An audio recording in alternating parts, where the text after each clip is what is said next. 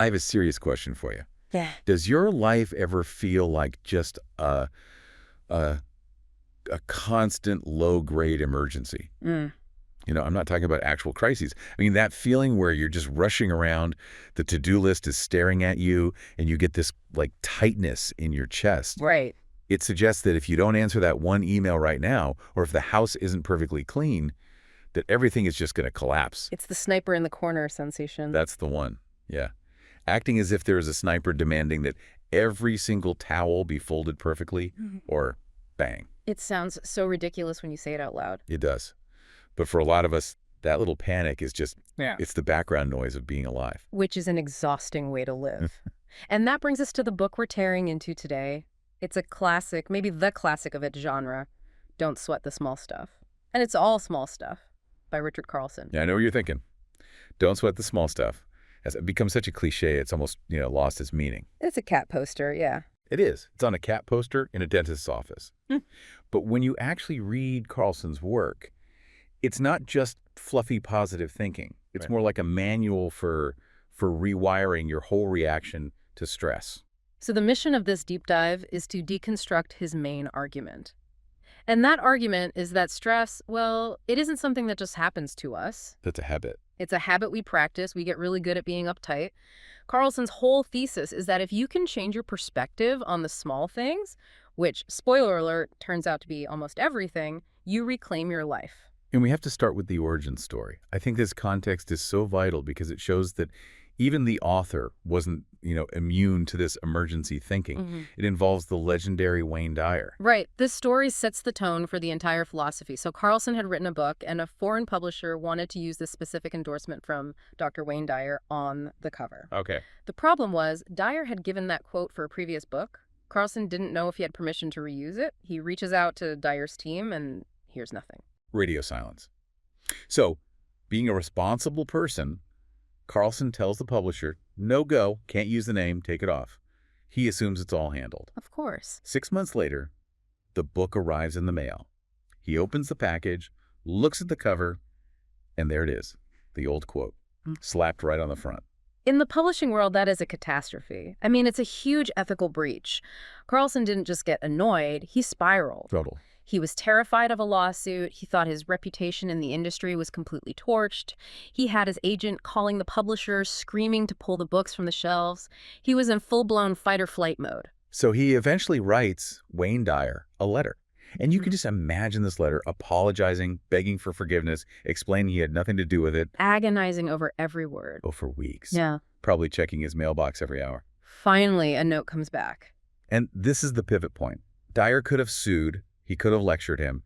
Instead, the note was incredibly brief. It just said, Richard, there are 2 rules for living in harmony. Number 1, don't sweat the small stuff. And number 2, it's all small stuff. Let the quote stand. Wow. I feel the relief just hearing that. But think about the contrast. Carlson was ready to burn down his own success because of a potential conflict. Dyer looked at the exact same situation and saw nothing. Right. He realized that in the grand scheme of things, it just wasn't worth the calories to be angry. That is the state of mind we're trying to engineer today. So let's get into the engineering. Yeah. How do we actually do that when the emergency feels so real? One of the biggest stressors for me, and I think for our listeners, is just the sheer volume of tasks. The in-basket. Ah, yeah. Carlson has a strategy for this, strategy 6, that hits it head on. Remind yourself that when you die, your in-basket won't be empty. This one is painful for the productivity hackers out there. It really is. Yeah. We have this subconscious belief, it's almost a fantasy, that the goal of life is to finish. To get to zero. To get to zero inbox, yeah. We think, once I clear this list, then I can relax. Then I can be present with my family. It's the classic, I'll be happy when trap. Precisely. But Carlson is saying that the nature of an in-basket is to be full. A full basket just means your time is in demand. It means you're alive, you're functioning, you're part of society. So waiting for it to be empty is a fool's errand. You are going to die waiting. Literally.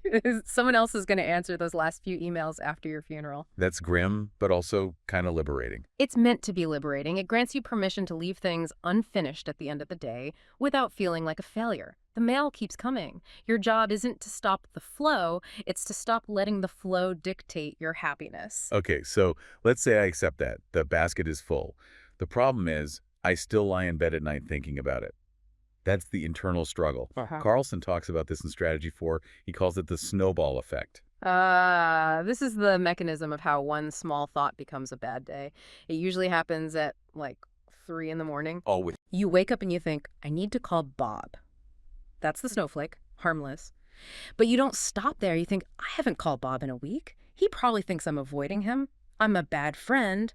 I'm bad at relationships in general. Why is my life such a mess? And suddenly you're wide awake, heart pounding, planning a complete life overhaul based on a phone call. And you've just paralyzed yourself. The insight here is all about momentum.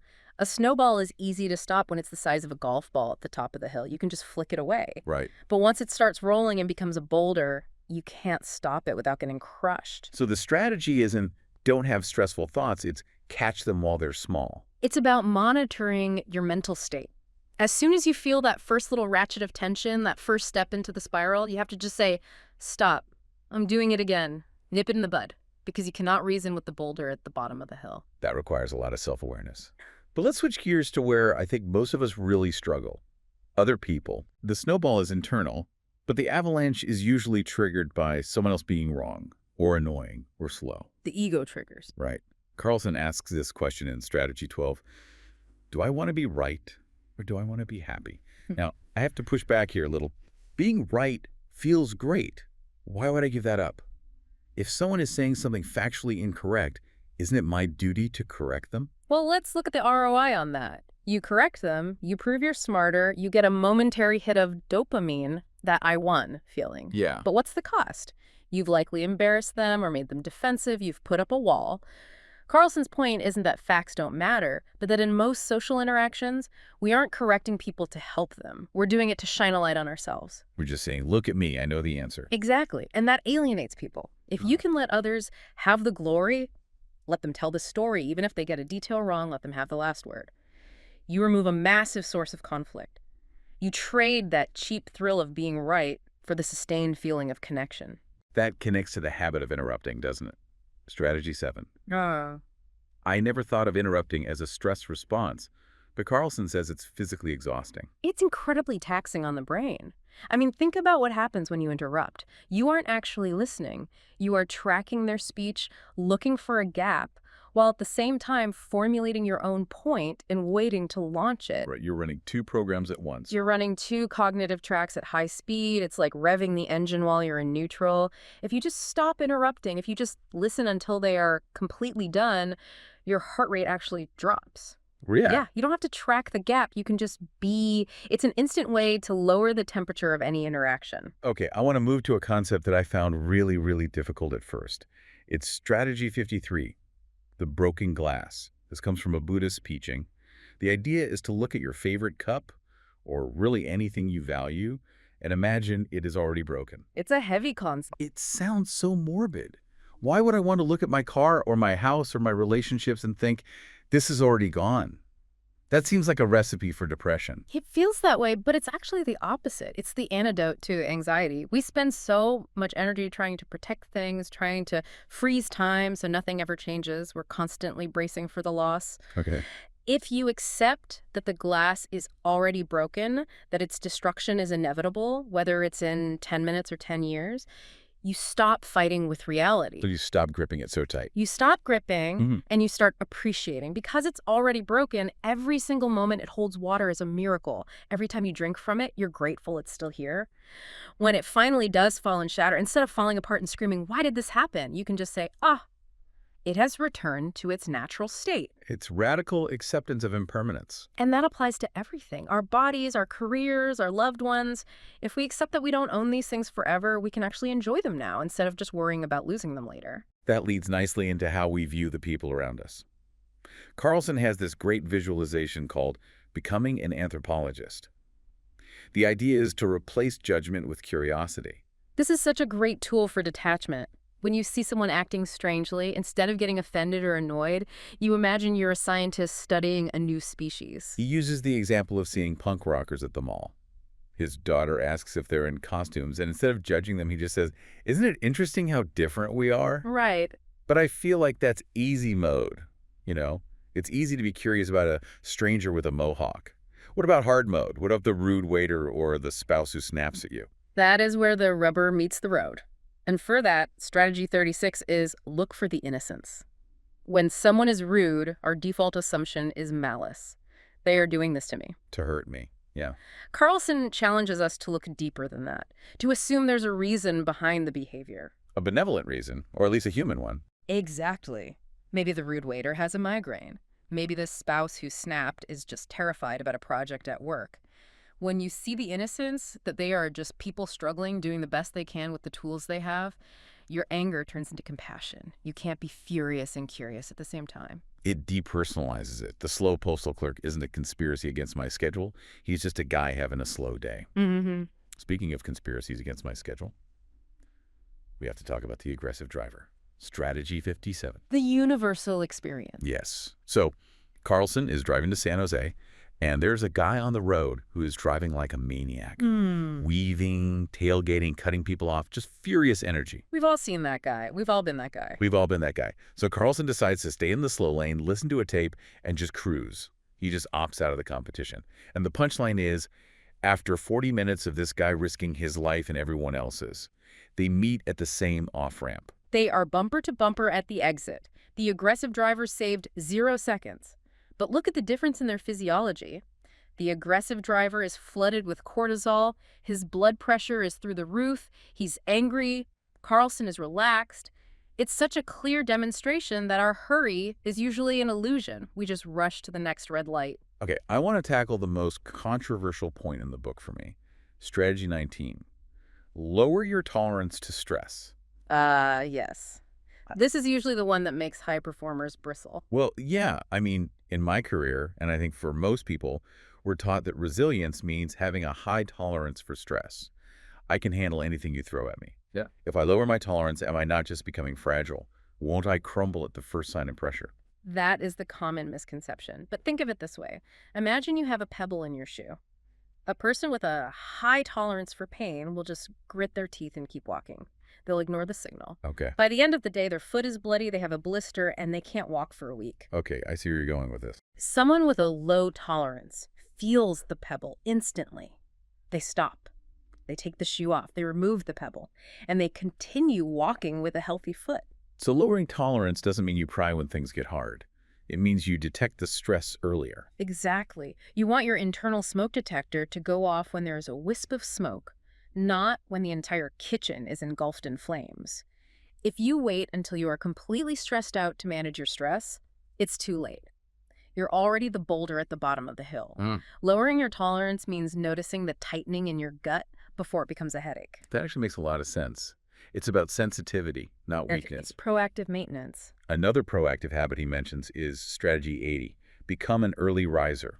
Now, Carlson was getting up at like 3:30 a.m. Which is extreme. Yeah, if I get up at 3:30, I'm useless by noon. Yeah. But the principle is what matters. Yeah. Why is that quiet time so non-negotiable for him?